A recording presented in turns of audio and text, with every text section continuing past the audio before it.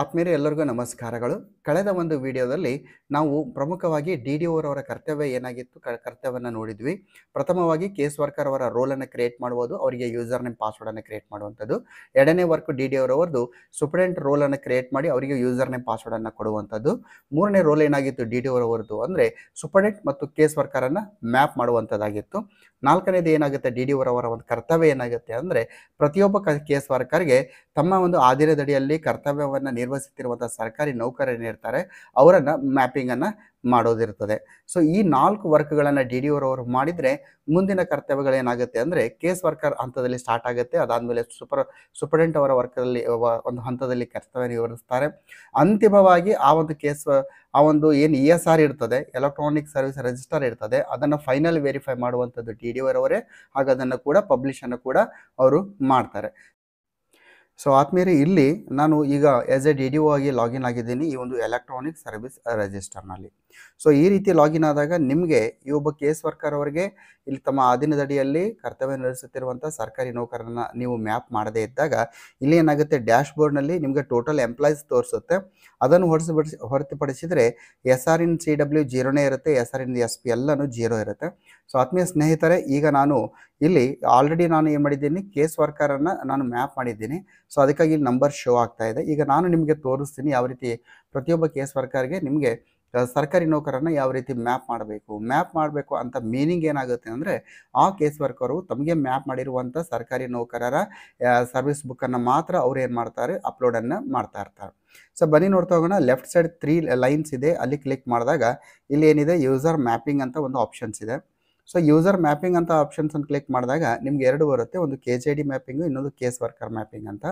So ಆತ್ಮೀಯ ಸ್ನೇಹಿತರೆ, ಈಗ ನೀವು ಇಲ್ಲಿ KJD ಮ್ಯಾಪಿಂಗ್ ಅಂತ ಕ್ಲಿಕ್ ಮಾಡಬೇಕು. ಸೊ ಕಳೆದ ವಿಡಿಯೋದಲ್ಲಿ ಎಕ್ಸ್ಪ್ಲೇನ್ ಮಾಡಿದ್ದೀವಿ ನಾವು. ಇಲ್ಲಿ ಸೂಪರಿಂಟೆಂಡೆಂಟನ್ನು ಕೇಸ್ ವರ್ಕರ್ಗೆ ಮ್ಯಾಪ್ ಮಾಡಬೇಕಾದಾಗ ಕೇಸ್ ವರ್ಕರ್ ಮ್ಯಾಪಿಂಗ್ ಯೂಸ್ ಮಾಡ್ತಾ ಇದ್ದೀವಿ. ಈಗ ಪ್ರತಿಯೊಬ್ಬ ಕೇಸ್ ವರ್ಕರ್ಗೆ ಯಾವೆಲ್ಲ ಸರ್ಕಾರಿ ನೌಕರರ ಒಂದು ಸರ್ವಿಸ್ ಬುಕ್ಕನ್ನು ಅಪ್ಲೋಡ್ ಮಾಡುವಂಥ ಜವಾಬ್ದಾರಿ ಕೊಡಬೇಕಾಗಿದೆ. ಸೊ ಅವರನ್ನು ನಾವು ಮ್ಯಾಪ್ ಮಾಡಬೇಕಾದ್ರೆ KJD ಮ್ಯಾಪಿಂಗ್ ಅಂತ ನಾವು ಕ್ಲಿಕ್ ಮಾಡಬೇಕು.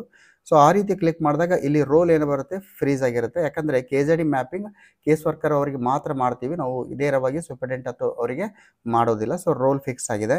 ಲಾಗಿನ್ ಐಡಿ ಅಂತ ಕ್ಲಿಕ್ ಮಾಡಿದಾಗ ಇಲ್ಲಿವರೆಗೆ ನಿಮ್ಮ ಡಿ.ಡಿ.ಓ ಲಾಗಿನ್ ಐಡಿಯಲ್ಲಿ ಎಷ್ಟು ಕೇಸ್ ವರ್ಕರನ್ನು ಕ್ರಿಯೇಟ್ ಮಾಡಿದ್ದೀರಿ ಫಾರ್ ESR ವರ್ಕ್, ಸೊ ಅವರ ಒಂದು ಪಟ್ಟಿ ಬರ್ತದೆ. ನಾನು ಇಲ್ಲಿ ಕೇವಲ ಒಬ್ಬರ ಕೇಸ್ ವರ್ಕರನ್ನು ಕ್ರಿಯೇಟ್ ಮಾಡಿದ್ದೀನಿ. ಸೊ ಒಬ್ಬರ ಕೇಸ್ ವರ್ಕರ್ ಲಾಗಿನ್ ಐಡಿ ಇಲ್ಲಿ ಡಿಸ್ಪ್ಲೇ ಆಗ್ತಾ ಇದೆ. ಸೊ ಇದಾದ ಮೇಲೆ ಏನಾಗುತ್ತೆ KJD ನಂಬರ್ಸ್ ಅಂತ ಒಂದು ಬಾಕ್ಸ್ ಇದೆ. ಇಲ್ಲಿ ನೀವು ಕ್ಲಿಕ್ ಮಾಡಿದರೆ ಏನಾಗುತ್ತೆ ನಿಮ್ಮ ಡಿ.ಡಿ.ಓ ಅಧೀನದಡಿಯಲ್ಲಿ ಎಷ್ಟು ಸರ್ಕಾರಿ ನೌಕರರು ಕರ್ತವ್ಯ ನಿರ್ವಹಿಸ್ತಾ ಇದ್ದಾರೆ, ಅದು ಯಾವುದೇ ಗ್ರೂಪ್ ಆಗಿರಲಿ, group A B C D ಯಾರೇ ಆಗಿರಲಿ, ಅವರ ಒಂದು ಸಮಗ್ರವಾಗಿರುವಂಥ ಒಂದು ಪಟ್ಟಿ ಬರ್ತದೆ ಇಲ್ಲಿ. ಸೊ ಆ ಒಂದು ಪಟ್ಟಿ ಬಂದಾಗ ನಾವು ಪ್ರತಿಯೊಬ್ಬ ಏನು ಮಾಡಬೇಕು, ಆ ಪಟ್ಟಿಯಲ್ಲಿ ಈ ಸದರಿ ಕೇಸ್ ವರ್ಕರಿಗೆ ಈ ಲಾಗಿನ್ ಐಡಿ ಹೊಂದಿರುವಂಥ ಕೇಸ್ ವರ್ಕರ್ ಅವರಿಗೆ ಯಾವ್ಯಾವ ಸರ್ಕಾರಿ ನೌಕರರ ಒಂದು ಸರ್ವಿಸ್ ಬುಕ್ ಅಪ್ಲೋಡ್ ಮಾಡುವ ಕರ್ತವ್ಯವನ್ನು ನಾವು ಹೊಣೆಗಾರಿಕೆಯನ್ನು ಕೊಡ್ತಾ ಇದ್ದೀವಿ. ಆಯಾ ಒಂದು KJD ನಂಬರನ್ನು ನಾವು ಸೆಲೆಕ್ಟನ್ನು ಮಾಡ್ತಾ ಹೋಗಬೇಕು. ಸೆಲೆಕ್ಟ್ ಮಾಡಿದ ಮೇಲೆ ಏನ್ಬೇಕು, ಎಕ್ಸಾಂಪಲ್ ಆಗಿ ಈಗ 20 ಸರ್ಕಾರಿ ನೌಕರರ ಪಟ್ಟಿ ಬಂದಿದೆ ಅಂದರೆ ನಾವು ಒಬ್ಬ 10 ಸರ್ಕಾರಿ ನೌಕರರ ಒಂದು KJDಯನ್ನು ಸೆಲೆಕ್ಟ್ ಮಾಡಿ ಸಬ್ಮಿಟನ್ನು ಕೊಟ್ಟರೆ ಈ ಯಾವ ಲಾಗಿನ್ ಐಡಿಯನ್ನು ಸೆಲೆಕ್ಟ್ ಮಾಡಿದ್ದೀವಿ ಕೇಸ್ ವರ್ಕರ್, ಈ ಕೇಸ್ ವರ್ಕರ್ ಅವರಿಗೆ ಈಗ ಸೆಲೆಕ್ಟ್ ಮಾಡಿರುವಂಥ 10 KJD ಸರ್ಕಾರಿ ನೌಕರರನ್ನ ಮ್ಯಾಪ್ ಮಾಡಿದ ಹಾಗೆ ಆಗ್ತದೆ. ಅವರು ಈ 10 ಸರ್ಕಾರಿ ನೌಕರರ ಒಂದು ಏನಿದೆ ಸರ್ವಿಸ್ ರಿಜಿಸ್ಟರನ್ನು ಅವರು ಅಪ್ಲೋಡನ್ನು ಮಾಡ್ತಾರೆ. ಬಟ್ ಇಲ್ಲಿ ನನ್ನ ಒಂದು ಕೇಸ್ನಲ್ಲಿ ಏನಾಗಿದೆ, ಕೇವಲ ಒಬ್ಬ ಕೇಸ್ ವರ್ಕರನ್ನು ಕ್ರಿಯೇಟ್ ಮಾಡಿದ್ದೀನಿ ಹಾಗೂ ಆ ಡಿ.ಡಿ.ಓ ಕಚೇರಿಯಲ್ಲಿ ಬರುವಂಥ ಎಲ್ಲ ಸರ್ಕಾರಿ ನೌಕರ ಕೆಲಸವನ್ನು ಒಬ್ಬರೇ ಮಾಡಬೇಕಾಗಿದೆ. ಸೊ ನಾನೇನು ಮಾಡ್ತೀನಿ, ಇಲ್ಲಿ KJD ನಂಬರ್ಸ್ ಅಂತ ಏನಿದೆ ಅಲ್ಲಿ ಕ್ಲಿಕ್ ಮಾಡಿ ಏನೆಲ್ಲ ಅಲ್ಲಿ KJD ನಂಬರ್ಸ್ ಬರುತ್ತೆ ಎಲ್ಲ KJD ನಂಬರನ್ನು ಸೆಲೆಕ್ಟ್ ಮಾಡ್ತೀನಿ. ಅದರ್ವೈಸ್ ನೀವೇನು ಮಾಡ್ಬೋದು, ಇಲ್ಲಿ ಸೆಲೆಕ್ಟ್ ಆಲ್ ಪಕ್ಕದಲ್ಲಿ ಏನು ಬಾಕ್ಸ್ ಇದೆ ಅದನ್ನು ಸೆಲೆಕ್ಟ್ ಮಾಡಿದರೆ ಎಲ್ಲ KJD ನಂಬರನ್ನು ಒಂದೇ ಬಾರಿಗೆ ನೀವು ಸೆಲೆಕ್ಟ್ ಮಾಡ್ಬೋದು. ಸಬ್ಮಿಟ್ ಅಂತ ಕೊಟ್ಟರೆ ಈಗ ಯಾವ ಲಾಗಿನ್ ಐಡಿಯನ್ನು ನೀವು ಸೆಲೆಕ್ಟ್ ಮಾಡಿರ್ತೀರಿ ಇಲ್ಲಿ ಆ ಲಾಗಿನ್ ಐಡಿ ಇರುವಂಥ ಕೇಸ್ ವರ್ಕರ್ಗೆ ಇಲ್ಲಿ ಸೆಲೆಕ್ಟ್ ಮಾಡಿರುವಂಥ ಎಲ್ಲ KJD ಎಲ್ಲ ಸರ್ಕಾರಿ ನೌಕರರು ಅಲ್ಲಿ ಮ್ಯಾಪ್ ಆಗ್ತಾರೆ. ಈ ರೀತಿ ನಾವು ಕನೆಕ್ಟನ್ನು ಮಾಡ್ತೀವಿ. ಇದು ಸಿಂಗಲ್ ಕೇಸ್ ವರ್ಕರ್ ಇದ್ದಾಗ ಈ ರೀತಿ ಮಾಡ್ತೀವಿ. ಇಲ್ಲಿ ಸಾಕಷ್ಟು ದೊಡ್ಡ ದೊಡ್ಡ ಕಚೇರಿಗಳಲ್ಲಿ ನೀವು ಕೇಸ್ ವರ್ಕರ್ಸ್ ಹೆಚ್ಚಿನ ಸಂಖ್ಯೆಯಲ್ಲಿ ಇದ್ದಾಗ ಇಲ್ಲಿ ಲಾಗಿನ್ ಐಡಿ ಏನಾಗುತ್ತೆ, ನೀವು ಇಬ್ಬರು ಕೇಸ್ ವರ್ಕರನ್ನು ಕ್ರಿಯೇಟ್ ಮಾಡಿದರೆ ಇಲ್ಲಿ 2 ಬರುತ್ತೆ, 3 ಮಾಡಿದರೆ 3 ಬರುತ್ತೆ, 4 ಕೇಸ್ ವರ್ಕ್ ಇದ್ದರೆ 4 ಬರುತ್ತೆ. ಸೊ ಪ್ರತಿಯೊಬ್ಬ ಕೇಸ್ ವರ್ಕರ್ ಲಾಗಿನ್ ಐಡಿಯನ್ನು ಸೆಲೆಕ್ಟ್ ಮಾಡಿ ಅವರಿಗೆ ಇಂತಿಷ್ಟು ಅಂತ KJDಯನ್ನು ನಾವು ಪರ್ಟಿಕ್ಯುಲರ್ ಆಗಿ ಸೆಲೆಕ್ಟ್ ಮಾಡಿ ಸಬ್ಮಿಟ್ ಮಾಡ್ತಾ ಹೋದರೆ ನಾವೇನು ಮಾಡೋ ಇಲ್ಲಿ ಏನಾಗುತ್ತೆ, ನಮ್ಮ ಡಿ.ಡಿ.ಓ ಕಚೇರಿ ಅಡಿಯಲ್ಲಿ ಕರ್ತವ್ಯ ನಿರ್ವಹಿಸುತ್ತಿರುವಂಥ ಸರ್ಕಾರಿ ನೌಕರರನ್ನು ಒಬ್ಬೊಬ್ಬ ಕೇಸ್ ವರ್ಕರ್ ಅವರಿಗೆ ಮ್ಯಾಪನ್ನು ಮಾಡ್ತಾ ಹೋಗ್ತೇವೆ. ಸೊ ಈಗಾಗಲೇ ನಾನು ಹೇಳಿದ್ದೆ ಕೇಸ್ ವರ್ಕರ್ ಮ್ಯಾಪಿಂಗ್ನ ಇಲ್ಲಿ ಏನಾಗುತ್ತೆ ಅಂದರೆ ಈ ಒಂದು 4 ಇಲ್ಲಿ ಹೆಚ್ಚಿನ ಸಂಖ್ಯೆ ಕೇಸ್ ವರ್ಕರ್ ಇದ್ದಾಗ ಸೂಪರ್ಡೆಂಟ್ ಕಾರ್ಯವನ್ನು ಕೂಡ ಇಲ್ಲಿ ಹೆಚ್ಚಿನ ಸಂಖ್ಯೆಯಲ್ಲಿ ಕ್ರಿಯೇಟ್ ಮಾಡಬೇಕಾಗತ್ತೆ. ಆಗ ಯಾವ ಸೂಪರ್ಡೆಂಟ್‌ಗೆ ಯಾವ ಕೇಸ್ ವರ್ಕರ್ ಮ್ಯಾಪ್ ಮಾಡಬೇಕಾಗಿದೆ. ಇಲ್ಲಿ ಕೇಸ್ ವರ್ಕರ್ ಮ್ಯಾಪಿಂಗ್ ಒಂದು ಟ್ಯಾಬನ್ನು ಕ್ಲಿಕ್ ಮಾಡೋದ್ರ ಮುಖಾಂತರ ಮಾಡ್ಬೋದು. ಇಲ್ಲಿ ರೋಲ್ ಸೂಪರ್ಡೆಂಟ್ ಫಿಕ್ಸ್ ಆಗಿದೆ. ಲಾಗಿನ್ ಐಡಿ ಅಂತ ಬಂದಾಗ ಇಲ್ಲಿ ಏನಾಗುತ್ತೆ, ಎಷ್ಟು ಸೂಪರ್ಡೆಂಟ್ ಕ್ರಿಯೇಟ್ ಮಾಡಿದ್ದೀರಿ ಅಲ್ಲಿ ಪಟ್ಟಿ ಬರ್ತದೆ. ಸೊ ಅಲ್ಲಿ ಒಬ್ಬ ಸೂಪರ್ಡೆಂಟ್ ಅವರನ್ನು ಸೆಲೆಕ್ಟ್ ಮಾಡಿ ಏನು ಮಾಡಬೇಕು, ಈ ರೀತಿ ಸೆಲೆಕ್ಟ್ ಮಾಡೋದು. ಅದಾದಮೇಲೆ ಇಲ್ಲಿ CW ಲಾಗಿನ್ ಅಂತ ಕ್ಲಿಕ್ ಮಾಡಿದಾಗ ನೀವು ಎಷ್ಟು ಕೇಸ್ ವರ್ಕರನ್ನು ಕ್ರಿಯೇಟ್ ಮಾಡಿದ್ದೀರಿ. ಸೊ ಎಕ್ಸಾಂಪಲ್ ಆಗಿ ಸೂಪರ್ಡೆಂಟ್ ಇಬ್ಬರಿದ್ದಾರೆ, ಕೇಸ್ ವರ್ಕರ್ 4 ಜನ ಇದ್ದಾರೆ ಅಂದರೆ ಇಬ್ಬರು ಕೇಸ್ ವರ್ಕರ್ನ ಒಂದು ಲಾಗಿನ್ ಐಡಿಯನ್ನು ಸೆಲೆಕ್ಟ್ ಮಾಡಿ ಸಬ್ಮಿಟ್ ಕೊಟ್ಟರೆ ಪ್ರತಿಯೊಬ್ಬ ಸೂಪರ್ಡೆಂಟಿಗೆ ಇಬ್ಬರಿಬ್ಬರು ಕೇಸ್ ವರ್ಕರನ್ನು ನಾವು ಇಲ್ಲಿ ಮ್ಯಾಪನ್ನು ಮಾಡಿರ್ತೀವಿ. ಸೊ ಈ ರೀತಿ ಸಿಸ್ಟಮೆಟಿಕ್ ವರ್ಕನ್ನು DDO ಅವರು ಒಂದು ಬಾರಿ ಮಾಡಿದ್ದೇ ಆದಲ್ಲಿ ESR ವರ್ಕ್ ಏನಿದೆ ಭಾಳ ಸುಲಭವಾಗಿ ಸರಳವಾಗಿ ಸಾಗ್ತಾ ಹೋಗ್ತದೆ. ಸರಿ, ಸೊ ಇಷ್ಟಾಯಿತು. ಈಗ ವಾಟ್ ಈಸ್ ನೆಕ್ಸ್ಟ್? ಈಗಾಗಲೇ ನಾನು KZD ಮ್ಯಾಪಿಂಗನ್ನು ಕೂಡ ಮಾಡಿದ್ದೀನಿ. ನಾವು we will go to how to upload the service registers. So ಬನ್ನಿ ನೋಡ್ತಾ ಹೋಗೋಣ. ಸೊ ಇದಕ್ಕಿಂತ ಮುಂಚೆ ಒಂದಿಷ್ಟು ಪ್ರಿಪರೇಷನ್ಸನ್ನು ನೀವು ಮಾಡಿಕೊಂಡು ಇರಬೇಕು. ಏನು ಪ್ರಿಪರೇಷನ್ನು ಅಂದರೆ ಆತ್ಮೀಯ ಸ್ನೇಹಿತರೆ, ಇಲ್ಲಿ ನಾನು ಒಂದಿಷ್ಟು ಪ್ರಿಪರೇಷನ್ ಮಾಡಿದ್ದೀನಿ. ಯಾವ ಸರ್ಕಾರಿ ನೌಕರರ ಒಂದು ಸರ್ವಿಸ್ ಬುಕ್ಕನ್ನು ನೀವು ಇಲ್ಲಿ ESR ವರ್ಕನ್ನು ಮಾಡ್ತಾ ಇದ್ದೀರಿ, ಆ ಒಬ್ಬ ನೌಕರರ ಒಂದು ಸರ್ವಿಸ್ ಬುಕ್ ಮಾಹಿತಿಯನ್ನು ಈ ರೀತಿ PDFನಲ್ಲಿ ಮಾಡಿಟ್ಕೊಳ್ಬೇಕು. ತಾವೇನು ಗಮನಿಸ್ತಾ ಇದ್ದೀರಿ ಈ ರೀತಿ. ಇಲ್ಲಿ ಟೋಟಲಿ ಏನಾಗುತ್ತೆ, ನಿಮ್ಮ ಸರ್ವಿಸ್ ಬುಕ್ಕನ್ನು ಓಪನ್ ಮಾಡಿದಾಗ ನಿಮ್ಮ ಸರ್ವಿಸ್ ಬುಕ್ಕನ್ನು ಒಟ್ಟು 6 ಭಾಗಗಳನ್ನಾಗಿ ನಾವು ಡಿವೈಡ್ ಮಾಡಿರ್ತೀವಿ. So part 1, part 2, part 3, part 4, part 5, part 6 ಅಂತ ಇರುತ್ತೆ. ಸೊ ಯಾವ ಪಾರ್ಟಿಗೆ ಏನು ಹೆಸರಿದೆ ಅದು ಕೂಡ ನೋಡ್ತಾ ಹೋಗ್ತೀವಿ. ನೀವು SR ಬುಕ್ಕನ್ನು ಒಂದು ಸಲ ಓಪನ್ ಮಾಡಿದಾಗ ಈ ರೀತಿ. ಸೊ ಪ್ರತಿಯೊಂದು ಪಾರ್ಟ್ ಏನಿದೆ ಆ ಪಾರ್ಟನ್ನು ನಾವೇನು ಮಾಡಬೇಕು, ಒಂದೊಂದು ಪಾರ್ಟನ್ನು ಒಂದೊಂದು PDF ಅನ್ನಾಗಿ ಇಟ್ಕೋಬೇಕು. ಸೊ ಎಕ್ಸಾಂಪಲ್ ಆಗಿ ಪಾರ್ಟ್ 1 ಅಂತ ಬಂದಾಗ ಇಲ್ಲಿ 2 ಅಥವಾ 3 ಹಾಳೆಗಳು ಬರ್ಬೋದು, ಪೇಜಸ್ಸು. ಸೊ ಆ 3 ಹಾಳೆಗಳು ಒಂದೇ PDF ನಲ್ಲಿ ಬರುವ ಹಾಗೆ ನಾವು ಸ್ಕ್ಯಾನನ್ನು ಮಾಡಿಟ್ಕೋಬೇಕು. ಹಾಗೂ ಆ ಫೈಲಿಗೆ ನಾವು ಈ ರೀತಿ ಏನು ಮಾಡಬೇಕು, ಫೈಲ್ ನೇಮನ್ನು ಕೊಡಬೇಕು. ನೋಡಿ, ಇಲ್ಲಿ ಒಬ್ಬ ಸರ್ಕಾರಿ ನೌಕರದು ಕೊಟ್ಟಿದ್ದೀನಿ, RKSR ಪಾರ್ಟ್ 1 ಅಂತ. ಯಾಕಂದರೆ ಅಪ್ಲೋಡ್ ಮಾಡುವಾಗ ಯಾವ ಫೈಲನ್ನು ಅಪ್ಲೋಡ್ ಮಾಡ್ತಾ ಇದ್ದೀವಿ ಅದು ಭಾಳಷ್ಟು ಈಸಿ ಆಗುತ್ತೆ. So RKSR part 1, RKSR part 2, RKSR part 3, RKSR. ನೋಡಿ, ಈಗ ಪಾರ್ಟ್ 4 ಅಂತ ಬಂದಾಗ ಇಲ್ಲೇನಾಗುತ್ತೆ, ಪಾರ್ಟ್ 4ರಲ್ಲಿ ಸಾಕಷ್ಟು ಇನ್ಫಾರ್ಮೇಷನ್ಸ್ ಇರುತ್ತೆ. ಸೊ ಎಲ್ಲ ಪಾರ್ಟ್ 4ಅನ್ನು ಒಂದೇ PDF ಕನ್ವರ್ಟ್ ಮಾಡಿದರೆ ಅಲ್ಲೇನಾಗುತ್ತೆ ನೋಡಿ, ಇಲ್ಲೊಂದು ಲಿಮಿಟೇಷನ್ ಕೂಡ ಕೊಟ್ಟಿದ್ದಾರೆ. ಏನಂದರೆ ನೀವೇನು ಅಪ್ಲೋಡನ್ನು ಮಾಡ್ತೀರಿ ಅದು ಗರಿಷ್ಠ 1 MB ಇರಬೇಕು, 1 MBಗಿಂತ ಹೆಚ್ಚಿಗೆ ಇರಬಾರ್ದು. ಸೊ 1 MBಗಿಂತ ಹೆಚ್ಚಿಗೆ ಇರಬಾರ್ದು. ಸೊ ನೀವು ಪಾರ್ಟ್ 4ಅನ್ನು ನೀವು PDF ಮಾಡ್ಕೊಳ್ಳುವಾಗ ಅಲ್ಲಿ ಹೆಚ್ಚಿನ ಹಾಳೆಗಳು ಇರೋದ್ರಿಂದ ಅಲ್ಲಿ 1 MBಗಿಂತ ಹೆಚ್ಚಾಗಿ ಅದು ಫೈಲ್ ಸೈಜ್ ಆಗುತ್ತೆ, ಅಪ್ಲೋಡ್ ಆಗೋದಿಲ್ಲ. ಸೊ ಅದಕ್ಕಾಗಿ ನಾವೇನು ಮಾಡಬೇಕು, ಪಾರ್ಟ್ 4 ಅಂತ ಬಂದಾಗ ಅಲ್ಲಿ 3 ಹಾಳೆ ಇರುವಂಥ ಒಂದೊಂದು PDF ಮಾಡ್ಕೋಬೇಕು, 3 ಹಾಳೆದು. ಸೊ ಇಲ್ಲಿ ನೋಡಿ, ನಾನು ಏನು ಮಾಡಿದ್ದೀನಿ, RKSR ಪಾರ್ಟ್ 4A 3 ಹಾಳೆ ಇರುತ್ತೆ, RKSR part 4B, C, D, E, F, G, H, I ವರೆಗೆ ಬಂದಿದೆ. ಯಾಕಂದರೆ ಪಾರ್ಟ್ 4 ಪ್ರತಿಯೊಬ್ಬ ಸರ್ಕಾರಿ ನೌಕರರ ಸರ್ವಿಸ್ ಬುಕ್ನಲ್ಲಿ ಪಾರ್ಟ್ 4 ಭಾಳಷ್ಟು ಇರ್ತದೆ. ಸೊ ಅದಕ್ಕಾಗಿ ಇಲ್ಲಿ ಏನಾಗುತ್ತೆ ಅಂದರೆ ಆ ಒಂದು ಪ್ರತಿಯೊಂದು 3 ಹಾಳೆ ಇರುವಂಥ ಒಂದೊಂದು PDF ಮಾಡಿಕೊಂಡು ಅಲ್ಲಿ ಪ್ರತಿಯೊಂದು ಹಾಳೆಗೆ ಕೂಡ ಈ ರೀತಿ ನೀವು ನಂಬರನ್ನು ಕೊಡಬೇಕು. 4A, 4B, 4C, 4D ಅಂದರೆ ಇದೆಲ್ಲ ಪಾರ್ಟ್ 4ನ ಒಂದು ಅನುಕ್ರಮವಾದ ನಂಬರ್ಗಳನ್ನು ಕೊಡಬೇಕು. ಅದಾದಮೇಲೆ ಪಾರ್ಟ್ 5 ಏನು ಮತ್ತೆ ನಾನು 2 ಮಾಡಿದ್ದೀನಿ, 5A, 5B ಅಂತ. ಸೊ ಮಲ್ಟಿಪಲ್ ಆಗಿ ಫೈಲನ್ನು ಅಪ್ಲೋಡ್ ಮಾಡ್ಬೋದು, ಅದನ್ನು ಕೂಡ ಎಕ್ಸ್ಪ್ಲೇನ್ ಮಾಡಿರ್ತೀನಿ. ಆಮೇಲೆ ಪಾರ್ಟ್ 6 ಕಡಿಮೆ ಇರುತ್ತೆ ಈ ರೀತಿ. ಈಗ ಒಂದು ಸರ್ವಿಸ್ ಬುಕ್ ಓಪನ್ ಮಾಡಿದಾಗ ಪ್ರತಿಯೊಂದು ಪಾರ್ಟಿನ ಹೆಡ್ಡಿಂಗ್ ಏನೇನಿದೆ ಅದು ಕೂಡ ನಿಮಗೆ ಗೊತ್ತಾಗುತ್ತೆ, ನಾನು ಕೂಡ ನಿಮಗೆ ಎಕ್ಸ್ಪ್ಲೇನ್ ಮಾಡ್ತೀನಿ. ಸೊ ಒಬ್ಬ ಸರ್ಕಾರಿ ನೌಕರರ ಒಂದು ಸರ್ವಿಸ್ ಬುಕ್ಕನ್ನು ಅಪ್ಲೋಡ್ ಮಾಡುವಾಗ, ಅಪ್ಡೇಟ್ ಮಾಡುವಾಗ ನಾವು ಪ್ರಿಯರ್ ಆಗಿ ನಾವು ಈ ರೀತಿ ಇಷ್ಟೊಂದು ಮಿನಿಮಮ್ ಆಗಿ ನಾವು PDF ಮಾಡಿಟ್ಕೊಳ್ಬೇಕು. ಸರ್ ಇಷ್ಟಾದರೆ ಸಾಕಾ ಅಂದರೆ ಖಂಡಿತ ಇಲ್ಲ. ಇನ್ನೂ ಮುಂಬರುವ ಹಂತಗಳಲ್ಲಿ ಇನ್ನೂ ಸಾಕಷ್ಟು ಬೇರೆ ಡಾಕ್ಯುಮೆಂಟ್ಸನ್ನು ಅಪ್ಲೋಡ್ ಕೂಡ ನಾವು ಮಾಡಬೇಕಾಗತ್ತೆ. ಬಟ್ ಪ್ರಿಯರ್ ಆಗಿ ನಾವು ಇಷ್ಟು PDF ನಾವು ಮಾಡಿಟ್ಕೋಬೇಕು. ಇದಾದಮೇಲೆ ನೀವು ನಿಮ್ಮ ಮೊಬೈಲ್ ಮುಖಾಂತರ ನೀವು ಸ್ಕ್ಯಾನಿಂಗ್ ಮಾಡ್ಬೋದು. PDF ಕನ್ವರ್ಟ್ ಮಾಡುವಾಗ ಆ ಯಾವ ಒಂದು ಆ್ಯಪನ್ನು ಯೂಸ್ ಮಾಡಿರ್ತೀರಿ, ಡಾಕ್ ಸ್ಕ್ಯಾನರ್ ಏನಿದೆ, ಈ DOC scanner it's A good app ಇದೆ, ನೀವು ಯೂಸ್ ಮಾಡ್ಬೋದು. ಆ ಸ್ಕ್ಯಾನರ್ ಯೂಸ್ ಮಾಡುವಾಗ ಅಲ್ಲಿ ಸೆಟ್ಟಿಂಗ್ ಅಂತ ಬರುತ್ತೆ, ಸೆಟ್ಟಿಂಗಿಗೆ ಹೋಗಿ ಅಲ್ಲಿ PDF ಕ್ವಾಲಿಟಿ ಅಂತ ಬರುತ್ತೆ ಅಲ್ಲಿ. ಸೊ PDF ಕ್ವಾಲಿಟಿಯಲ್ಲಿ ಹೋಗಿ ನೀವು ಲೋ ಕ್ವಾಲಿಟಿ ಅಂತ ಸೆಲೆಕ್ಟ್ ಮಾಡಿ. ಇವನ್ ಮೀಡಿಯಮ್ ಕ್ವಾಲಿಟಿ ಅಂತ ಮಾಡಿದರೂ ಕೂಡ 1 MBಗಿಂತ ಹೆಚ್ಚಿಗೆ ಬರ್ತದೆ. ಹೈ ಕ್ವಾಲಿಟಿ ಬಂದಾಗ ಸಾಕಷ್ಟು ಹೆಚ್ಚಿನ MB ಬರುತ್ತೆ. ಲೋ ಕ್ವಾಲಿಟಿ ಮಾಡಿದ ಯಾವುದೇ ರೀತಿಯ ತೊಂದರೆ ಇಲ್ಲ, ಅದು ಸ್ಪಷ್ಟವಾಗಿಯೇ ಕಾಣುತ್ತೆ, ಯಾವುದೇ ರೀತಿಯ ತೊಂದರೆ ಇಲ್ಲ. ಸರಿ. ಸೊ ಈ ರೀತಿ ನೀವು PDF ಸ್ಕ್ಯಾನರ್‌ನಲ್ಲಿ ಕೂಡ ಕ್ವಾಲಿಟಿಯನ್ನು ಅಡ್ಜಸ್ಟ್ ಮಾಡಿ ಆಮೇಲೆ ಸ್ಕ್ಯಾನಿಂಗ್ ಸ್ಟಾರ್ಟ್ ಮಾಡಿ. ಯಾಕಂದರೆ ನೀವು ಜಸ್ಟ್ ಒಂದು ಹಾಳೆಯನ್ನು ಸ್ಕ್ಯಾನಿಂಗ್ ಮಾಡಿದರೂ ಕೂಡ ಅಲ್ಲಿ ಮಿನಿಮಮ್ 1.5 MBಗಿಂತ ಹೆಚ್ಚಿಗೆ ಬರುತ್ತೆ. ನಾನು 3 ಹಾಳೆ ಅಂತ ಹೇಳಿದ್ದೀನಿ ಒಂದು PDFನಲ್ಲಿ, ಖಂಡಿತವಾಗಿ ಕೂಡ 3 MB ಕ್ರಾಸ್ ಆಗುತ್ತೆ. ಸೊ ಲೋ ಕ್ವಾಲಿಟಿಯನ್ನು ಸೆಲೆಕ್ಟ್ ಮಾಡಿಕೊಂಡು ಸ್ಕ್ಯಾನಿಂಗ್ ಸ್ಟಾರ್ಟ್ ಮಾಡಿ 3 ಹಾಳೆಯನ್ನು ಸ್ಕ್ಯಾನಿಂಗ್ ಮಾಡಿದ್ದಾದಲ್ಲಿ ಖಂಡಿತವಾಗಿ ಕೂಡ ಯಾವುದೇ ರೀತಿಯ ತೊಂದರೆಗಳು ನಿಮಗೆ ಆಗೋದಿಲ್ಲ. ತಾವಿಲ್ಲಿ ಗಮನಿಸಬೇಕು, ಪ್ರತಿಯೊಂದು ಫೈಲಿನ ಸೈಜನ್ನು ಗಮನಿಸ್ತಾ ಇದ್ದಾಗ ಯಾವುದು ಕೂಡ 1000 KB ಕ್ರಾಸ್ ಆಗಿಲ್ಲ, ಎಲ್ಲ ಒಳಗಡೆ ಬಂದಿದೆ. ಸೊ ಇಷ್ಟೊಂದು ಪ್ರಿಪರೇಷನ್ನ ಮಾಡಿಕೊಂಡು ನೀವೇನು ಮಾಡಬೇಕು, ಇಲ್ಲಿ ಮತ್ತೆ ಲಾಗಿನ್ಗೆ ಬರಬೇಕು. ಈಗ ತಾವೇನು ಗಮನಿಸ್ತಾ ಇದ್ದೀರಿ, ಇದೆಲ್ಲ DDO ಲಾಗಿನ್ ಇದೆ. DDO ಲಾಗಿನ್ನಿಂದ ಔಟ್ ಆಗಿ case worker ಲಾಗಿನ್ನಿಂದ ಇನ್ನಾಗಿ.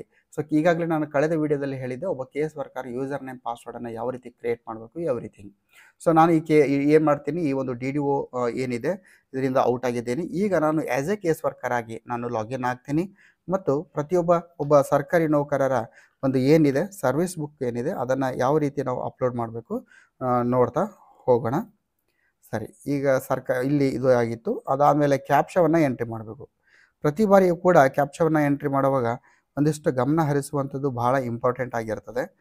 Okay, capital, small, numerical everything ಏನು ಮಾಡಬೇಕು, ಸರಿಯಾಗಿ ನೋಡಬೇಕು. Yes, here it is.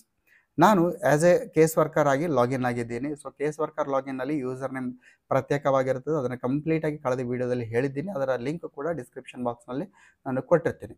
So ಇದನ್ನು ಹೊರತುಪಡಿಸಿ ಯಾವುದಾದ್ರೂ ಸಮಸ್ಯೆಗಳಿದ್ದಲ್ಲಿ ಕಾಮೆಂಟ್ ಬಾಕ್ಸ್ನಲ್ಲಿ ಕಾಮೆಂಟ್ ಮಾಡಿ. ಸೊ ಈ ರೀತಿ ನಾವು ಆ್ಯಸ್ ಎ ಕೇಸ್ ವರ್ಕರ್ ಆಗಿ ಲಾಗಿನ್ ಆದ ಕೂಡಲೇ ಇಲ್ಲಿ ಪಕ್ಕದಲ್ಲಿ ಒಂದು 3 ಲೈನ್ ಮೆನು ಇದೆ, ಅದನ್ನು ಕ್ಲಿಕ್ ಮಾಡಿ. ಆಗ ನಮಗೆ ಕೆಲವೊಂದಿಷ್ಟು ಟ್ಯಾಬ್ಸ್ ಬರುತ್ತೆ. ಡ್ಯಾಶ್ಬೋರ್ಡ್ ಇದೆ, ಎಂಪ್ಲಾಯ್ ಸರ್ವಿಸ್ ಬುಕ್ ಅಪ್ಲೋಡ್ ಇದೆ, ಎಂಪ್ಲಾಯ್ ವೆರಿಫಿಕೇಷನ್ ಇದೆ, unfreezed employee list, SR published list, change password, retired employee list, help ಅಂತ ಇದೆ. ಸೊ ಆತ್ಮೀಯ ಸ್ನೇಹಿತರೆ, ಆ್ಯಸ್ ಎ ಕೇಸ್ ವರ್ಕರ್ ಅಂತ ನೀವು ಲಾಗಿನ್ ಆದಾಗ ನಮಗೆ ಎಂಪ್ಲಾಯ್ ಸರ್ವಿಸ್ ಬುಕ್ ಅಪ್ಲೋಡ್ ಎಂಬ ಆಪ್ಷನ್ಸನ್ನು ನಾವು ಕ್ಲಿಕ್ ಮಾಡಬೇಕು. ಸೊ ಈ ರೀತಿ ನಾವು ಕ್ಲಿಕ್ ಮಾಡಿದಾಗ ಏನಾಗುತ್ತೆ, ಈ ಕೇಸ್ ವರ್ಕರ್ಗೆ ನಾವು ಯಾವೆಲ್ಲ ಗೌರ್ಮೆಂಟ್ ಎಂಪ್ಲಾಯೀಸನ್ನು ನಾವು ಮ್ಯಾಪ್ ಮಾಡಿದ್ದೀವಿ, ಈಗೇನು ಎಕ್ಸ್ಪ್ಲೈನ್ ಮಾಡಿದ್ವಿ, ಯಾವೆಲ್ಲ KJD ನಂಬರನ್ನು ಮ್ಯಾಪ್ ಮಾಡಿದ್ವಿ, ಆ KJD ನಂಬರ್ಗಳ ಆ ಸರ್ಕಾರಿ ನೌಕರರ ಒಂದು ಪಟ್ಟಿ ಬರ್ತದೆ. ಅಷ್ಟೇ ಪಟ್ಟಿ ಬರುತ್ತೆ, ಬೇರೆ ಪಟ್ಟಿ ಬರೋದಿಲ್ಲ. ಯಾವ ರೀತಿ ಮ್ಯಾಪ್ ಮಾಡಿರ್ತೀವಿ, ಯಾವ ರೀತಿ ಕನೆಕ್ಟ್ ಮಾಡಿರ್ತೀವಿ ಅಷ್ಟು ಪಟ್ಟಿ ಬರುತ್ತೆ. ಈಗ ಆ್ಯಸ್ ಎ ಕೇಸ್ ವರ್ಕರ್, ನಾನೀಗ ಆ್ಯಸ್ ಎ ಕೇಸ್ ವರ್ಕರಿಗೆ ನಾನು ಏನು ಮಾಡಿರ್ತೀನಿ, ಇಲ್ಲಿ ಒಬ್ಬ ಸರ್ಕಾರಿ ನೌಕರರ ಒಂದು ಏನಿದೆ ಡಾಕ್ಯುಮೆಂಟ್ ಅಪ್ಲೋಡ್ ಮಾಡಬೇಕಾಗಿದೆ. ಇಲ್ಲಿ ಸರ್ಕಾರಿ ನೌಕರರ ಮುಂದೆ ಹೆಸರೇನಿರುತ್ತೆ, ಅಲ್ಲಿ ಸ್ಟೇಟಸ್ ನಾಟ್ ಅಪ್ಲೋಡೆಡ್ ಅಂತಿದೆ. ಆ್ಯಕ್ಷನ್ ಅಂತಾಗ ಅಪ್ಲೋಡ್ ಡಾಕ್ಯುಮೆಂಟ್ ಅಂತ ಆಪ್ಷನ್ ಬರುತ್ತೆ. ಸೊ ಆತ್ಮೀಯ ಸ್ನೇಹಿತರೆ, ನಾವು ಇಲ್ಲಿ ಅಪ್ಲೋಡ್ ಡಾಕ್ಯುಮೆಂಟ್ ಎಂಬ ಆಪ್ಷನ್ಸನ್ನು ಕ್ಲಿಕ್ ಮಾಡಬೇಕು. ಆ ರೀತಿ ಕ್ಲಿಕ್ ಮಾಡಿದಾಗ ನಮಗೆ ಈ ರೀತಿಯ ಮತ್ತೊಂದು ಸ್ಕ್ರೀನ್ ಓಪನ್ ಆಗುತ್ತೆ. ಸ್ನೇಹಿತರೆ, ತಾವಿಲ್ಲಿ ಗಮನಿಸ್ತಾ ಇದ್ದೀರಿ, ಈಗಾಗಲೇ ನಾನು ಹೇಳಿದ್ದೆ ಒಟ್ಟಾರೆ ಸರ್ವಿಸ್ ಬುಕ್ಕನ್ನು ನಾವು 6 ಭಾಗಗಳಲ್ಲಿ ಡಿವೈಡ್ ಮಾಡ್ತೀವಿ ಅಂತ. ಸೊ ಅದನ್ನು PDF ಮಾಡಿಟ್ಕೊಳ್ಳೋ ಬಗ್ಗೆ ಈಗಾಗಲೇ ಎಕ್ಸ್ಪ್ಲೇನ್ ಕೂಡ ಮಾಡಿದ್ದೆ, ಯಾವ ಭಾಗ ಇದೆ. ಸೊ ಆತ್ಮೀಯ ಸ್ನೇಹಿತರೆ, ನಿಮ್ಮ ಸರ್ವಿಸ್ ಬುಕ್ಕಿನ ಪಾರ್ಟ್ 1 ನಾವು ಬಯೋಡಾಟಾ ಅಂತ ಕರಿತೀವಿ, ಪಾರ್ಟ್ 2 ಸರ್ಟಿಫಿಕೇಟ್ ಆ್ಯಂಡ್ ಅಟೆಸ್ಟೇಷನ್ ಅಂತ ಕರಿತೀವಿ, part 3 previously qualifying service and foreign service ಅಂತ ಕರಿತೀವಿ, part 4 history and verification of service, ಪ್ರತಿಯೊಬ್ಬ ಸರ್ಕಾರಿ ನೌಕರರ ನಲ್ಲಿ ಅತಿ ಹೆಚ್ಚಿನ ಮಾಹಿತಿ ಇರುವಂಥದ್ದು ಪಾರ್ಟ್ 4ನಲ್ಲಿ. ಪಾರ್ಟ್ 5ನಲ್ಲಿ ಲೀವ್ ಅಕೌಂಟ್ ಇರ್ತದೆ, ಅದು ಹಾಫ್ ಪೇ ಲೀವ್ ಇರ್ಬೋದು ಅಥವಾ ELs ಇರ್ಬೋದು, ಇನ್ನಿತರ ಲೀವ್ಗಳು. ಪಾರ್ಟ್ 6ನಲ್ಲಿ home travel concession HTC and leave travel concession LTC ಅಂತ ಇರುತ್ತೆ. ಸೊ ಟೋಟಲಿ ಸರ್ವಿಸ್ ಬುಕ್ಕನ್ನು ನಾವು 6 ಭಾಗಗಳನ್ನಾಗಿ ವಿಂಗಡಣೆಯನ್ನು ಮಾಡ್ತೇವೆ. ಸೊ ಇದನ್ನು ಹೊರತುಪಡಿಸಿ ಮುಂಬರುವ ದಿನಗಳಲ್ಲಿ ಪ್ರತಿಯೊಬ್ಬ ಸರ್ಕಾರಿ ನೌಕರರಿಗೆ ತಮ್ಮ ಸರ್ವಿಸ್ ಬುಕ್ ಬಗ್ಗೆ ಮಾಹಿತಿ ಹೊಂದಿರುವಂಥದ್ದು ಅತ್ಯಂತ ಅವಶ್ಯಕ ಆಗಿರ್ತದೆ. ಸೊ ESR ಸರಣಿಯನ್ನು ಹೊರತುಪಡಿಸಿಯೂ ಕೂಡ ನಮ್ಮ ಸರ್ವಿಸ್ ಬುಕ್ ಒಂದಿಷ್ಟು ಸರಣಿಯ ವಿಡಿಯೋಗಳನ್ನು ಕೂಡ ಅಪ್ಲೋಡ್ ಮಾಡ್ತೇವೆ. ಎಷ್ಟೆಲ್ಲ ಭಾಗ ಇದೆ, ಯಾವ ಭಾಗದಲ್ಲಿ ಏನು ಮಾಹಿತಿ ಇರ್ತದೆ, ಯಾವ ಮಾಹಿತಿಯನ್ನು ಯಾವ ರೀತಿ ಫಿಲ್ ಮಾಡಬೇಕು. ಯಾಕಂದರೆ ಫಿಲ್ ಮಾಡುವಂಥ ಕೆಲಸ DDO ಆದರೂ ಕೂಡ ಪ್ರತಿಯೊಬ್ಬ ಸರ್ಕಾರಿ ನೌಕರರಿಗೆ ಆ ಒಂದು ನಾಲೆಜ್ ಇರಬೇಕಾಗಿರುವಂಥದ್ದು ಅತ್ಯಂತ ಅವಶ್ಯಕ. ಬನ್ನಿ ನೋಡ್ತಾ ಹೋಗೋಣ. ಇಲ್ಲಿ 6 ಪಾರ್ಟನ್ನು ಕೊಟ್ಟಿದ್ದಾರೆ. ಸೊ ಇಲ್ಲಿ ನಾವು ಏನು ಮಾಡಬೇಕು ಅಂದರೆ, ಪ್ರತಿಯೊಂದು ಪಾರ್ಟ್ ಹಿಂದ್ಗಡೆ ಇರುವಂಥ ಒಂದು ಸ್ಕ್ವೇರ್ ಬಾಕ್ಸ್ ಏನಿದೆ ಅದನ್ನು ಸೆಲೆಕ್ಟ್ ಮಾಡಿ. ನಾನು ಬಯೋಡಾಟಾ ಅಂತ ಸೆಲೆಕ್ಟ್ ಮಾಡಿದೆ. ನಾನು ಸೆಲೆಕ್ಟ್ ಮಾಡಿ ಇಲ್ಲಿ ಕೆಳಗಡೆ ಏನಿದೆ ಅಂದರೆ, ಇಲ್ಲಿ ಅಲ್ಲೇ ಈಗಾಗಲೇ ಆ KJD number, employee name, date of birth ಬಂದಿರುತ್ತೆ. ಕೆಳಗಡೆ ಚೂಸ್ ಫೈಲ್ ಅಂತ ಇದೆ. ಕೆಳಗಡೆ ನೋಟ್ ಕೂಡ ಕೊಟ್ಟಿದ್ದಾರೆ, to reduce the size of image in scan setting reduce DPI to 100. So ಈ ರೀತಿ ಇದೆ. ಅದಾದಮೇಲೆ ನಾನು ಚೂಸ್ ಫೈಲ್ ಅಂತ ಮಾಡಿದ್ದೀನಿ. ಸೊ ಆದ್ಮೇಲೆ ಚೂಸ್ ಫೈಲ್ ಅಂತ ಮಾಡಿದಾಗ ಇಲ್ಲೇನಾಗುತ್ತೆ ಅಂದರೆ, ಈ ಒಂದು ನನ್ನ ಒಂದು ಲ್ಯಾಪ್ಟಾಪ್ನಲ್ಲಿ ಇರುವಂಥ ಅಥವಾ ಮೊಬೈಲ್ನಲ್ಲಿರುವಂಥ ಅದು ಏನು ಫೋಲ್ಡ್ರ್ನಲ್ಲಿ ನಾನು ಸೇವ್ ಮಾಡಿಟ್ಟಿದ್ದೀನಿ ಆ ಫೋಲ್ಡ್ರ್ ಓಪನ್ ಆಗುತ್ತೆ. ನೋಡಿ, ತಾವು ಗಮನಿಸ್ತಾ ಇದ್ದೀರಿ, ಈಗಾಗಲೇ ನಾನು ಇಟ್ಟಿದ್ದೆ. ಇಲ್ಲಿ RKSR ಪಾರ್ಟ್ 1 ಅಂತ ಇದೆ. ಸೊ ಅದನ್ನು ಸೆಲೆಕ್ಟ್ ಮಾಡಿ. ನೋಡಿ, ಪ್ರತಿಯೊಂದು PDFಗೆ ನಾವು ಹೆಸರನ್ನು ಕೊಡೋದ್ರಿಂದ ಆಗುವಂಥ ಲಾಭ ಏನಿದೆ ಅದು ಏನಂದರೆ, ಈ ರೀತಿ ನಾವು ಈಸಿಯಾಗಿ ಸೆಲೆಕ್ಟ್ ಮಾಡ್ಬೋದು. ನಾವು ನೇಮನ್ನು ಸರಿಯಾಗಿ ಮಾಡದೇ ಇದ್ದರೆ ಯಾವ ಫೈಲನ್ನು ಅಪ್ಲೋಡ್ ಮಾಡಬೇಕು ನಮಗೆ ಗೊತ್ತಾಗೋದಿಲ್ಲ. ಸೊ ಆ ರೀತಿ ಸೆಲೆಕ್ಟ್ ಮಾಡಿ ನಾನು ಇಲ್ಲಿ ಓಪನ್ ಅಂತ ಕೊಡ್ತೀನಿ. ಸೊ ಇಲ್ಲೇನಾಯಿತು, ಫೈಲ್ ಬಂತು ನೋಡಿ, ಇಲ್ಲಿ RKSR ಪಾರ್ಟ್ 1 ಅಂತ ಬಂತು. ಆಮೇಲೆ ಕೆಳಗಡೆ ಏನು ಮಾಡಬೇಕು, ನಾವು ಸಬ್ಮಿಟ್ ಅಂತ ಕೊಡಬೇಕು. Do you want to upload file ಅಂತ ಕೇಳುತ್ತೆ, ಓಕೆ ಅಂತ ಹೇಳಬೇಕು. ಸೊ ಈ ರೀತಿ ನಾವು ಅಪ್ಲೋಡ್ ಮಾಡಿದಾಗ ಏನಾಗುತ್ತೆ ಅಂದರೆ, ಇಲ್ಲಿ ನಾವು ಅಪ್ಲೋಡ್ ಮಾಡಿರುವಂಥ ಫೈಲು ಇಲ್ಲಿ ರೈಟ್ ಸೈಡ್ ಇಲ್ಲಿ ಡಿಸ್ಪ್ಲೇ ಆಗ್ತಾ ಇರ್ತದೆ ನೋಡಿ, ಅದನ್ನು ನಾವು ನೋಡ್ಬೋದು. ಹಾಗೆ ಕೆಳಗಡೆ ಏನಾಗುತ್ತೆ ನೋಡಿ, ಇಲ್ಲಿ serial number, part name, uploaded the files ಅಂತ ಇದೆ. ಈ ರೀತಿ ನಾವು ಅಪ್ಲೋಡ್ ಮಾಡಿದಾಗ ಇಲ್ಲಿ ಒಂದು ಅಪ್ಲೋಡ್ ಆಗಿರುವಂಥ ಒಂದು ಮಾಹಿತಿ ಬರುತ್ತೆ. ಆ ಫೈಲನ್ನು ನೋಡಬೇಕಾದ್ರೆ ವ್ಯೂ ಅಂತ ಕ್ಲಿಕ್ ಮಾಡ್ಬೋದು. ವ್ಯೂ ಅಂತ ಕ್ಲಿಕ್ ಮಾಡಿದರೆ ಆ ಫೈಲನ್ನು ನಾವು ಅಪ್ಲೋಡ್ ಮಾಡಿರುವಂಥ ಫೈಲನ್ನು ನೋಡಲಿಕ್ಕೆ ಆಗ್ತದೆ. ಸೊ ಅಪ್ಲೋಡ್ ಮಾಡಿದ ಮೇಲೆ ಒಂದು ವೇಳೆ ಬೈ ಮಿಸ್ಟೇಕ್ ಆಗಿ ನಾವು ಪಾರ್ಟ್ 1 ಅಪ್ಲೋಡ್ ಮಾಡಬೇಕಾಗಿತ್ತು, ಬೇರೆ ಪಾರ್ಟನ್ನು ಅಪ್ಲೋಡ್ ಮಾಡಿದ್ವಿ ಅನಿಸಿದರೆ ನೀವೇನು ಮಾಡ್ಬೋದು, ಆ್ಯಕ್ಷನ್ ಕೆಳಗಡೆ ಡಿಲೀಟ್ ಎಂಬ ಆಪ್ಷನ್ಸನ್ನು ಕ್ಲಿಕ್ ಮಾಡೋದ್ರ ಮುಖಾಂತರ ಅಪ್ಲೋಡೆಡ್ ಫೈಲನ್ನು ಡಿಲೀಟನ್ನು ನಾವು ಮಾಡ್ಬೋದು. ಸರಿ, ಪಾರ್ಟ್ 1 ಅಪ್ಲೋಡ್ ಮಾಡಿದ್ವಿ. ಈಗ ಪಾರ್ಟ್ 2. ಸೊ ಪಾರ್ಟ್ 2 ಅಂದಾಗ ಏನು ಬರುತ್ತೆ, ಸರ್ಟಿಫಿಕೇಟ್ ಆ್ಯಂಡ್ ಅಟೆಸ್ಟೇಷನ್ ಅಂತ ಇದೆ. ಮತ್ತೆ ಚೂಸ್ ಫೈಲ್ಗೆ ಹೋಗ್ತೀನಿ ನಾನು. ಅದಾದಮೇಲೆ ಇಲ್ಲಿ ನೋಡಿ, ಇಲ್ಲಿ ನಾನು ಪಾರ್ಟ್ 2 ಅಂತ ಫೈಲ್ ನೇಮ್ ಮಾಡ್ಕೊಂಡಿದ್ದೆ, ಅದನ್ನು ಕ್ಲಿಕ್ ಮಾಡ್ತೀನಿ, ಓಪನ್ ಅಂತ ಹೇಳ್ತೀನಿ. ಸೊ ಓಪನ್ ಅಂತ ಹೇಳಿ ಸಬ್ಮಿಟ್ ಅಂತ ಕೊಡ್ತೀನಿ. ಸಬ್ಮಿಟ್ ಕೊಟ್ಟಾಗ do you want to upload the files, okay, yes. ಇಲ್ಲಿ ಎರಡನೇ ಫೈಲ್ ಕೂಡ ಅಪ್ಲೋಡ್ ಆಯಿತು. ತಾವಿಲ್ಲಿ ಗಮನಿಸ್ತಾ ಇದ್ದೀರಿ, ಇಲ್ಲಿ ಈ ಒಂದು ಕೆಳಗಿನ ಒಂದು ಟೇಬಲ್ ಏನು ಕ್ರಿಯೇಷನ್ ಆಗ್ತಾ ಇದೆ, ಇಲ್ಲಿ ಸೀರಿಯಲ್ ನಂಬರ್ 2 ಕ್ರಿಯೇಟ್ ಆಯಿತು. ಸೊ ಇದೇ ರೀತಿ ಒಟ್ಟು ಎಷ್ಟಾಗುತ್ತೆ ಅಂದರೆ ಇಲ್ಲಿ ನೋಡೋಣ, ಹೇಳ್ತಾ ಹೋಗ್ತೀನಿ. ಯಾಕಂದರೆ ಪಾರ್ಟ್ 4ನಲ್ಲಿ ಹೆಚ್ಚಿನ PDF ಮಾಡ್ಕೊಂಡಿದ್ದೀವಿ. ಸೊ ಹೆಚ್ಚಿನ ಸಂಖ್ಯೆಯಲ್ಲಿ ಕ್ರಿಯೇಟ್ ಆಗುತ್ತೆ. ಸೊ ಪಾರ್ಟ್ 3 ಹೋಗ್ತಿರ್ತೀನಿ ನಾನು. Part 3 that is previous qualifying service and foreign service ಅಂತ. ಇಲ್ಲಿ SR ಪಾರ್ಟ್ 3 ಅಂತ ಮಾಡ್ಕೊಂಡಿದ್ದೆ ಫೈಲು, ಅದನ್ನು ಓಪನ್ ಮಾಡ್ತೀನಿ. ಆಮೇಲೆ ಸಬ್ಮಿಟ್ ಕೊಡ್ತೇನೆ. ಸಬ್ಮಿಟ್ ಕೊಟ್ಟಾಗ ಆ್ಯಸ್ ಯೂಸ್ವಲ್ ಆಗಿ ರೈಟ್ ಸೈಡ್ ಅದು ಡಿಸ್ಪ್ಲೇ ಆಗ್ತಿರ್ತದೆ. ಸರಿ, ಇದಾದಮೇಲೆ ನಾನು ಪಾರ್ಟ್ 4ಗೆ ಬರ್ತೇನೆ. ಸೊ ಪಾರ್ಟ್ 4 ಅಂತ ಸೆಲೆಕ್ಟ್ ಮಾಡಿ, ಇಲ್ಲಿ ನಮಗೆ ಪಾರ್ಟ್ 4ಗಾಗಿ ನಾನು ಮಲ್ಟಿಪಲ್ PDF ಅನ್ನು ಕ್ರಿಯೇಟ್ ಮಾಡಿದ್ದೀನಿ. ಯಾವ ರೀತಿ ಆ ಮಲ್ಟಿಪಲ್ ಆಗಿರುವಂಥ PDF ಅನ್ನು ಯಾವ ರೀತಿ ಅಪ್ಲೋಡ್ ಮಾಡಬೇಕು ತಾವಿಲ್ಲಿ ಗಮನಿಸ್ತಾ ಇದ್ದೀರಿ. ಸರ್ ಇಲ್ಲಿ ನೀವು ಪಾರ್ಟ್ 4 ಅಂತ ಸೆಲೆಕ್ಟ್ ಮಾಡಿದ್ದೀರಿ, ಚೂಸ್ ಫೈಲ್ ಅಂತ ಒಂದೇ ಇದೆ, ಒಂದೇ ಫೈಲನ್ನು ನೀವು ಅಲ್ಲಿ ಸೆಲೆಕ್ಟ್ ಮಾಡಬೇಕು. ಬಟ್ ನೀವು ಈಗಾಗಲೇ ತೋರಿಸಿದ್ದು ABCDEFGH ವರೆಗೆ ಇದೆ. ಸೊ ಅಷ್ಟು ಫೈಲನ್ನು ಹೇಗೆ ಅಪ್ಲೋಡ್ ಮಾಡಬೇಕು, ಎಸ್ ನಾನು ತೋರಿಸ್ತೀನಿ, ನೋಡ್ತಾ ಹೋಗಿ. ಪಾರ್ಟ್ 4 ಅಂತ ಸೆಲೆಕ್ಟ್ ಮಾಡಿದ್ದೀನಿ, ಚೂಸ್ ಫೈಲ್ ಅಂತ ನಾನು ಮಾಡ್ತೀನಿ. ಚೂಸ್ ಫೈಲ್ ಅಂತ ಮಾಡಿ ಇಲ್ಲಿ ನೋಡಿ ಪಾರ್ಟ್ 4A ಅಂತ ಸೆಲೆಕ್ಟ್ ಮಾಡ್ತೀನಿ. ಪಾರ್ಟ್ 4A ಅಂತ ಸೆಲೆಕ್ಟ್ ಮಾಡಿ ಓಪನ್ ಅಂತ ಮಾಡ್ತೀನಿ. ಓಪನ್ ಅಂತ ಮಾಡಿ ಸಬ್ಮಿಟನ್ನು ಕೊಡ್ತೀನಿ, ಎಸ್. ಸೊ ಈ ರೀತಿ ಸಬ್ಮಿಟ್ ಕೊಟ್ಟಾಗ ಅದೇನಾಗುತ್ತೆ, ಸಬ್ಮಿಟ್ ಆಗುತ್ತೆ. ತಾವಿಲ್ಲಿ ಗಮನಿಸ್ತಾ ಇದ್ದೀರಿ, ಇಲ್ಲಿ ಟೇಬಲ್ ಕ್ರಿಯೇಟ್ ಆಗ್ತಾ ಇದೆ, P1 P2 P3 P4. ಈಗ ಪಾರ್ಟ್ 4ರಲ್ಲಿ ಇನ್ನೂ ಸಾಕಷ್ಟಿದೆ. ಈಗ A ಅಪ್ಲೋಡ್ ಆಯಿತು. ಈಗ ನಾನು ಏನು ಮಾಡ್ತೀನಿ, ಪಾರ್ಟ್ 4 ಮತ್ತೊಂದು ಸಲ ಸೆಲೆಕ್ಟ್ ಮಾಡಿ ನೋಡಿ, ಮತ್ತೊಂದು ಸಲ ಸೆಲೆಕ್ಟ್ ಮಾಡಿ ಚೂಸ್ ಫೈಲ್ ಅಂತ ಹೋಗಬೇಕು. ಹೋಗಿ ಪಾರ್ಟ್ 4B ಅಂತ ಮಾಡ್ತೀನಿ. ಈಗಾಗಲೇ A ಸೆಲೆಕ್ಟ್ ಮಾಡಿದ್ದೆ, ಈಗ ನಾನು B ಅಂತ ಮಾಡ್ತೀನಿ, ಸಬ್ಮಿಟ್ ಅಂತ ಕೊಡ್ತೀನಿ. Do and to upload files, yes. So ಅವಾಗ ಏನಾಗುತ್ತೆ, ಆ ಫೈಲ್ ಏನಾಗುತ್ತೆ, ಅಪ್ಲೋಡ್ ಆಗುತ್ತೆ. ಆಮೇಲೆ ತಾವಿಲ್ಲಿ ಗಮನಿಸ್ತಾ ಇದ್ದೀರಿ, ಇಲ್ಲಿ P1 P2 P3 part 1 part 2 part 3 part 4 2 files ಬಂತು ನೋಡಿ. 2 ಫೈಲ್ಸ್ ಏನಾಗಿದೆ, ಪಾರ್ಟ್ 4 ಬಂತು. ಸೊ ಇದೇ ರೀತಿ ನಾವು ಏನು ಮಾಡಬೇಕು, ಮತ್ತೆ ಅದೇ ಪಾರ್ಟ್ 4ಅನ್ನು ಸೆಲೆಕ್ಟ್ ಮಾಡಬೇಕು. ಮತ್ತೆ ನಾವೇನು ಮಾಡಬೇಕು, ಚೂಸ್ ಫೈಲಿಗೆ ಹೋಗಬೇಕು. ಮತ್ತೆ ಏನು ಮಾಡಬೇಕು, ಈಗ A ಮತ್ತು B ಆಗಿದೆ, ಈಗ C ಅಂತ ಸೆಲೆಕ್ಟ್ ಮಾಡಿ. ಸೊ ಇದೇ ರೀತಿ ನಾವೇನು ಮಾಡಬೇಕು, ಉಳಿದ ಎಲ್ಲ ಪಾರ್ಟ್ 4 ಫೈಲ್ಸ್ ಏನಿದೆ ಅದನ್ನು ನಾವೇನು ಮಾಡಬೇಕು, ಈ ರೀತಿ ಸೆಲೆಕ್ಟನ್ನು ಮಾಡಬೇಕು. ಸೊ ಈ ರೀತಿ ಒಂದೊಂದು ಪಾರ್ಟಿಗೆ ಸಂಬಂಧಿಸಿದಂತೆ ನಾವು ಮಲ್ಟಿಪಲ್ ಫೈಲ್ಸನ್ನು ನಾವು ಅಪ್ಲೋಡನ್ನು ಮಾಡಬಹುದು. ಸ್ನೇಹಿತರೆ, ಈ ರೀತಿ ನಾವು ಪ್ರತಿಯೊಂದು ಪಾರ್ಟನ್ನು ನಾವು ಇಲ್ಲಿ ಫೈಲನ್ನು ಅಪ್ಲೋಡ್ ಮಾಡಿದ್ದೀವಿ. ಸೊ ಎಲ್ಲ ಪಾರ್ಟ್ಗಳ ಫೈಲನ್ನು ಅಪ್ಲೋಡ್ ಮಾಡಿದ ಮೇಲೆ ತಾವಿಲ್ಲಿ ಗಮನಿಸ್ತಾ ಇದ್ದೀರಿ ಯಾವ ರೀತಿ ಬರ್ತಾ ಇದೆ ಅಂತ. ಸೊ ಆದಮೇಲೆ ತಾವಿಲ್ಲಿ ಗಮನಿಸ್ತಾ ಇದ್ದೀರಿ, ಇಲ್ಲಿ ಯಾವ ರೀತಿ ಪಾರ್ಟ್ 4ನಲ್ಲಿ ಮಲ್ಟಿಪಲ್ ಫೈಲ್ಸನ್ನು ಅಪ್ಲೋಡ್ ಮಾಡಿದ್ವಿ. ಸೊ ಇಲ್ಲಿ ರೀತಿ P4 ಈ ರೀತಿ ಎಲ್ಲ ಬರ್ತದೆ ಇಲ್ಲಿ. ಸೊ ಪ್ರಥಮವಾಗಿ ಇಲ್ಲಿ ಮತ್ತೊಂದು ಸಲ ಶೋ ಮಾಡುತ್ತೀನಿ, ಕನ್ಫರ್ಮ್ ಕೂಡ ಮಾಡ್ಕೋಬೇಕು. P1 P2 P3 P4 P1 part 1 part 2 part 3 ಬಂದಿದೆ. P4ನಲ್ಲಿ ನಾವು ಮಲ್ಟಿಪಲ್ ಫೈಲ್ಸನ್ನು ಅಪ್ಲೋಡ್ ಮಾಡಿದ್ವಿ. ಸೊ ಮಲ್ಟಿಪಲ್ ಫೈಲ್ಸ್ ಬಂದಿದೆ. ಆಮೇಲೆ ಪಾರ್ಟ್ 5ನಲ್ಲಿ 2 ಫೈಲ್ಸ್ ಇದೆ, ಮತ್ತು ಪಾರ್ಟ್ 6ನಲ್ಲಿ ಒಂದಿದೆ. ಸೊ ಪಾರ್ಟ್ 4 ಒಂದು ಫೈಲನ್ನು ಅಪ್ಲೋಡ್ ಮಾಡಿದ್ದೀನಿ, ಮಿಸ್ ಆಗಿತ್ತು. ಸೊ ಯಾವ ಕ್ರೊನಾಲಜಿಕಲ್ ಆಗಿ ನಾವು ಅಪ್ಲೋಡನ್ನು ಮಾಡಿರ್ತೀವಿ ಆ ರೀತಿ ಫೈಲನ್ನು ಇಲ್ಲಿ ಅಪ್ಲೋಡ್ ಆಗ್ತದೆ. ಸೊ ಈ ರೀತಿ ಪ್ರಥಮವಾಗಿ ಕೇಸ್ ವರ್ಕರ್ ಅವರು ತಮಗೆ ಅಲಾಟ್ ಮಾಡಿರುವಂತಹ ಸರ್ಕಾರಿ ನೌಕರರ ಒಂದು ಸರ್ವಿಸ್ ಬುಕ್ಕನ್ನು 6 ವಿಭಾಗದಲ್ಲಿ ಅಪ್ಲೋಡನ್ನು ಮಾಡಬೇಕು. So this is the initial step of the case worker. So ಈ ಒಂದು ಕೆಲಸವನ್ನು ಸೂಪರ್ಡೆಂಟ್ ಅವರು ಹಾಗೂ ಡಿ ಡಿ ಅವರು ಕೂಡ ಜಸ್ಟ್ ಅಬ್ಸರ್ವೇಷನನ್ನು ಮಾಡಬೇಕಾಗತ್ತೆ. ಯಾವುದೇ ರೀತಿಯ ಕನ್ಫ್ಯೂಷನ್ ಇದ್ದಲ್ಲಿ ಸೂಪರ್ಡೆಂಟ್ ಮತ್ತು ಡಿ ಡಿ ಅವರನ್ನು ಇಲ್ಲಿ ಮಾಹಿತಿಯನ್ನು ಕೇಸ್ ವರ್ಕರ್ ಅವರು ಪಡಿಬೋದು. ಸೊ ಫಸ್ಟ್ ಇನಿಷಿಯಲ್ ಸ್ಟೆಪ್ಪನ್ನು ಮಾಡಬೇಕು.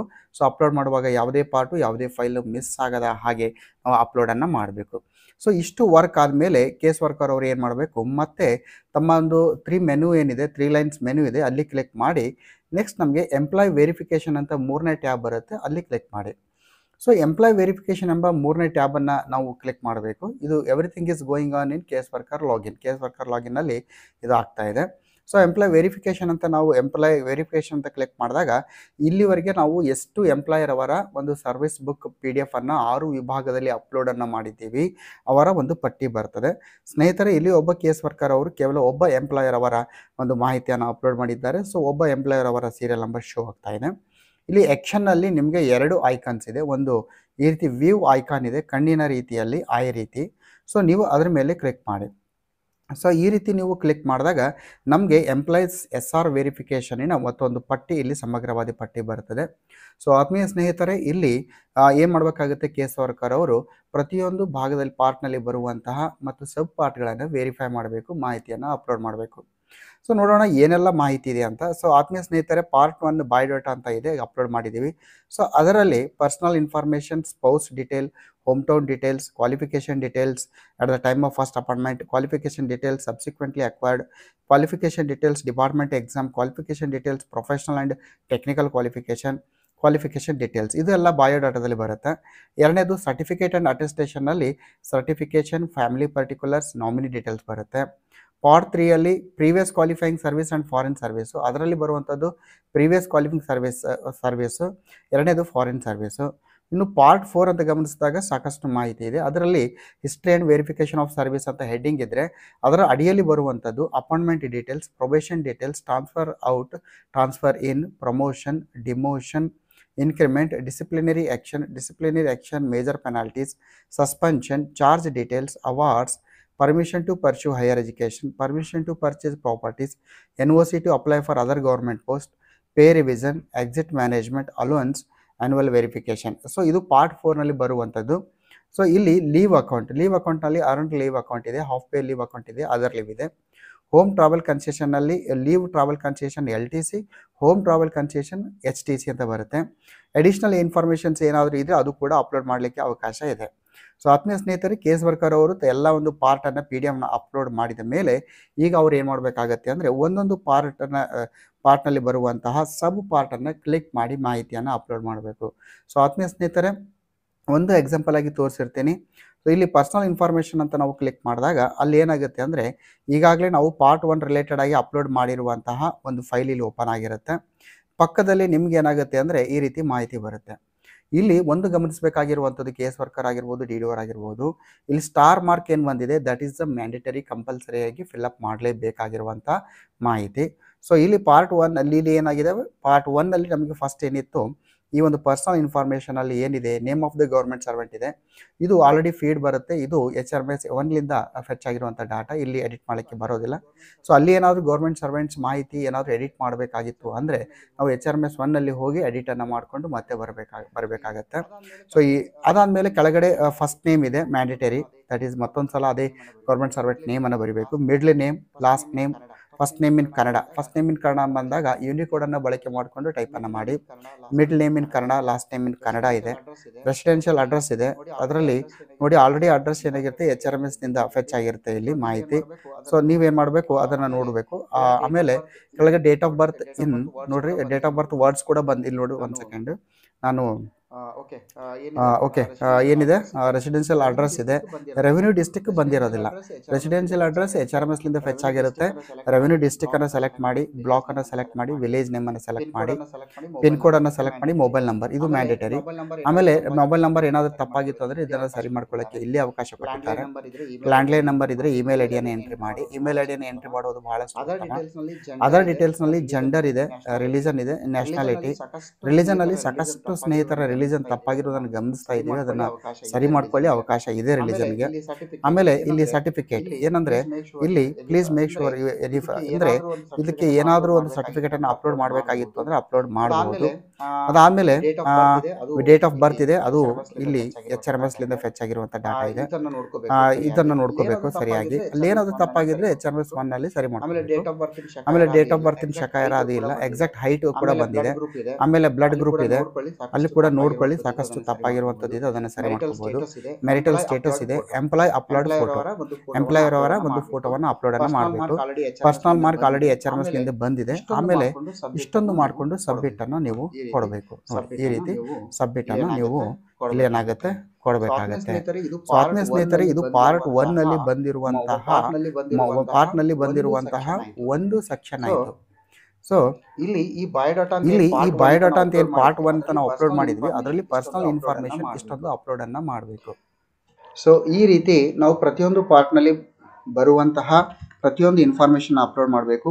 ಸೊ ಈ ವಿಡಿಯೋದಲ್ಲಿ ನಾವು ಕೇವಲ ಯಾವ ರೀತಿ ಒಬ್ಬ ಎಂಪ್ಲಾಯರ್ ಅವರ ಒಂದು ಸರ್ವಿಸ್ ಬುಕ್ಕನ್ನು ಯಾವ ರೀತಿ ಅಪ್ಲೋಡ್ ಮಾಡಬೇಕು ಹಾಗೂ ಬಯೋಡಾಟಾದಲ್ಲಿ ಪರ್ಸನಲ್ ಇನ್ಫಾರ್ಮೇಷನ್ಸ್ ಅಪ್ಲೋಡ್ ಮಾಡುವ ಬಗ್ಗೆ ಮಾಹಿತಿಯನ್ನು ಹೇಳಿದ್ದೇವೆ. ಮುಂದಿನ ಒಂದು ವಿಡಿಯೋದಲ್ಲಿ ನಾವು ಬಯೋಡಾಟಾದ ಇತರ ಮಾಹಿತಿಗಳು ಏನೆಲ್ಲ ಇದೆ, ಯಾವ ಎಲ್ಲ ಮಾಹಿತಿಗಳು ಕಂಪಲ್ಸರಿ ಮ್ಯಾಂಡೇಟರಿ ಇದೆ, ಅದನ್ನೆಲ್ಲ ಯಾವ ರೀತಿ ಅಪ್ಲೋಡ್ ಮಾಡಬೇಕು ಎಂಬುದನ್ನು ಮುಂದಿನ ವಿಡಿಯೋದಲ್ಲಿ ನಾವು ಎಕ್ಸ್ಪ್ಲೇನ್ ಮಾಡ್ತೀವಿ ಅಂತ ಹೇಳ್ತಾ, ಜೈ ಹಿಂದ್, ವಂದೇ ಮಾತರಂ.